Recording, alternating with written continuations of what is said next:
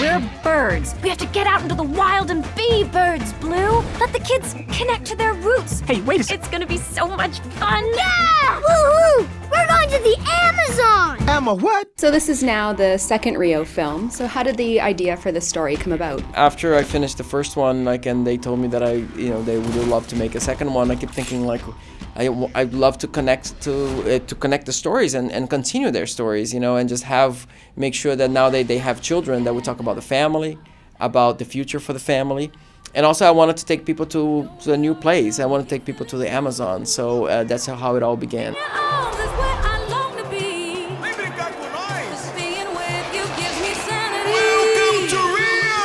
Rio de Janeiro is your hometown. You introduced everyone to this wonderful, colorful, musical place in the first film, and now we're in the Amazon, which is not a small place. It's a really large environment. So what are some of the challenges when you're putting this huge natural environment on the screen? Well, create nature in a computer environment is really difficult. You have so much life, you have gigantic rivers. There's all these things that we have to kind of create in the computer in order to make it feel right. But I think the biggest challenge is to create the story, is to really make sure that we take the audience through this journey, you take the characters through this journey to a place that feels right. What is it like directing talent that ranges from Jesse Eisenberg, Anne Hathaway, you have will.i.am, Bruno Mars, Kristin Chenoweth, Jemaine, Clement, and more. There's a huge cast. It's a huge cast. It's a fun cast. But I think what they all have in common, they're all very talented.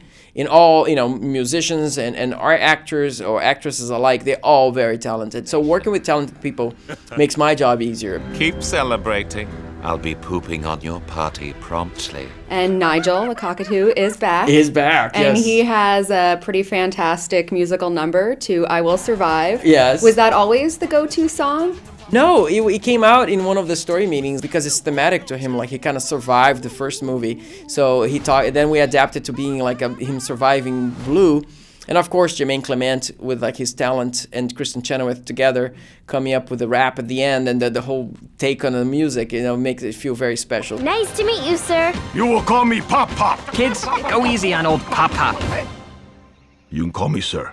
And this is a movie that really has something for everyone of all ages. But do you really think that adults are going to identify with Blue and Jewel this time around, since now they're parents to a trio of kids, they're facing some very human issues? I relate. I have 4 children, so I see the movie and I see myself in many of the situations. And that's part of the fun comedy of the movie. It's a movie that has comedy for the adults and has enough fun and slapstick and some physical comedy for the kids. So both of them I think will be entertained by this.